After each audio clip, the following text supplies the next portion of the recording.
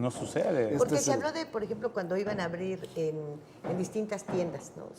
su banco, que ahora sí vendría una competencia real, pero bueno, aquí parece que hablar de competencia es decir, entramos al país de los tontos, ¿no? ¿Cómo voy a competir y voy a bajar mis tasas si el negocio está como lo hacen estos? Entonces llegan y todas esas expectativas se acaban, se montan en las mismas tasas de interés, en los mismos grandes negocios y en el lugar en donde se instalan, mientras más baja sea la capacidad económica, más ganan. ¿Te has dado cuenta de eso? Sí, por eso existen los bancos populares. Se instalan de manera más popular, Banco Azteca, por ejemplo. Recibe unas utilidades brutales. Bueno, estamos hablando de muchos bancos. En su momento Bancrecer, en su momento lo que era Vital, eran bancos que se metieron de lleno a ese negocio de los pobres, cuando finalmente siempre se pensó que era al revés. Pero, por ejemplo, el Citicorp de los Estados Unidos tiene un problema muy serio. Sus acciones han bajado cerca de 60% en el precio. El problema se deriva de lo que se llama la crisis subprime en Estados Unidos, la crisis de hipotecas. Repartieron créditos hipotecarios sin mayor sustento. Posteriormente los avalaron cuando se dieron cuenta que la gente no estaba pagando los créditos, porque si yo no tengo una garantía, pues yo no lo pago. Cuando se dieron cuenta de eso, entonces metieron una serie de avales que ahora los están perdiendo. Entonces los bancos se están descapitalizando terriblemente. A lo mejor la salida para el Citicorp sería vender Banamex, que es el que tiene en México. ¿Por qué no lo hacen? Porque este es el negocio. Porque Banamex representa las mayores ganancias de todo el corporativo. Vamos, lo que se gana en México no lo ganan en ningún país del mundo. Eso es evidente por lo que estamos diciendo. No hay una competencia real. No se lanzan los bancos a pelear uno contra otro. Es un cártel, ¿no? Es un cártel de servicios financieros donde se ponen de acuerdo y nadie compite por comisiones. Uno ve por ejemplo, en el mercado hipotecario, ver cómo está Santander contra HSBC. Es lo mismo. Están planteando ahí algunos valores agregados, demás, pero el costo de comisiones, el costo por los servicios bancarios son los mismos. Sí, y hay que recordar que de acuerdo con la Ley Federal de Protección al Consumidor, con la Ley Federal de Competencia Económica, ese cártel, esa colusión para mantener precios estables, eso es un delito. Sí. Eso evidentemente tendría que ser combatido por la Comisión Federal de Competencia. El impacto de lo que refieres, Alberto, de la crisis de las hipotecas y el impacto que tiene el mercado estadounidense, aquí en esta zona, en los últimos años, el crecimiento del desarrollo inmobiliario ha sido brutal.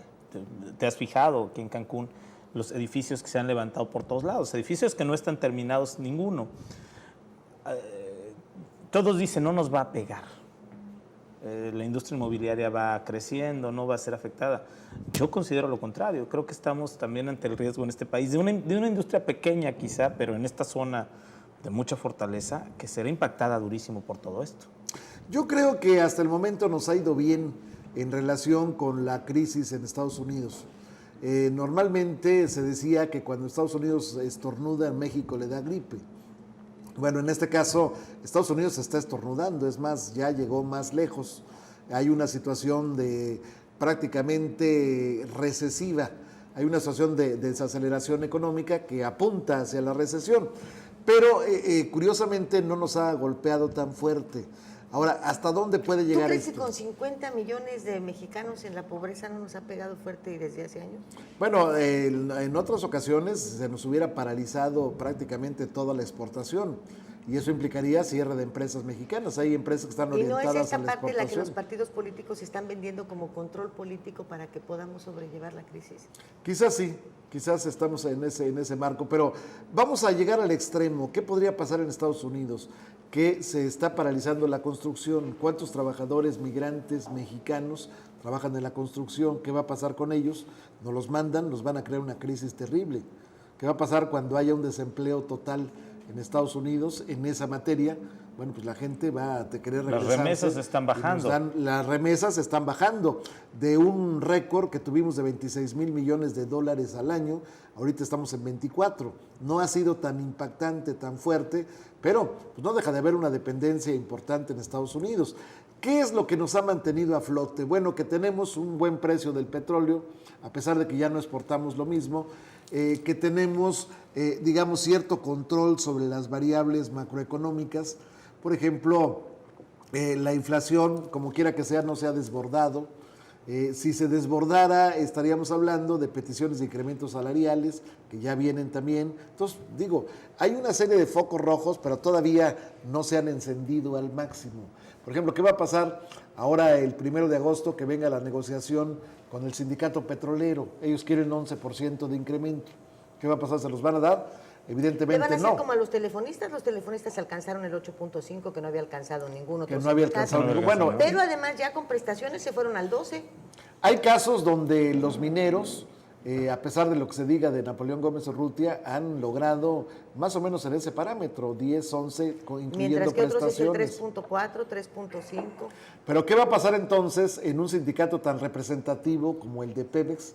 Si les conceden el 11% de incremento, bueno, después viene Mexicana de Aviación, después viene Volkswagen, que son sindicatos combativos, después viene el Seguro Social, en fin, va a llegar una espiral en donde la gente dice, la inflación me está comiendo mi poder adquisitivo, tengo que tener un incremento sustancial, y las empresas dicen, si yo te lo doy voy a quebrar. Sí, porque para el común de la gente, para los sueldos no alcanzan. Al final de cuentas, el decremento del poder adquisitivo ha sido histórico. Es decir, bueno, pues ese 11% o ese 12% incluso es insuficiente. Pero al verlo en el contexto económico del país, ese 11% nos va a generar altísimo. más inflación y eso nos va a afectar todavía aún más a todos.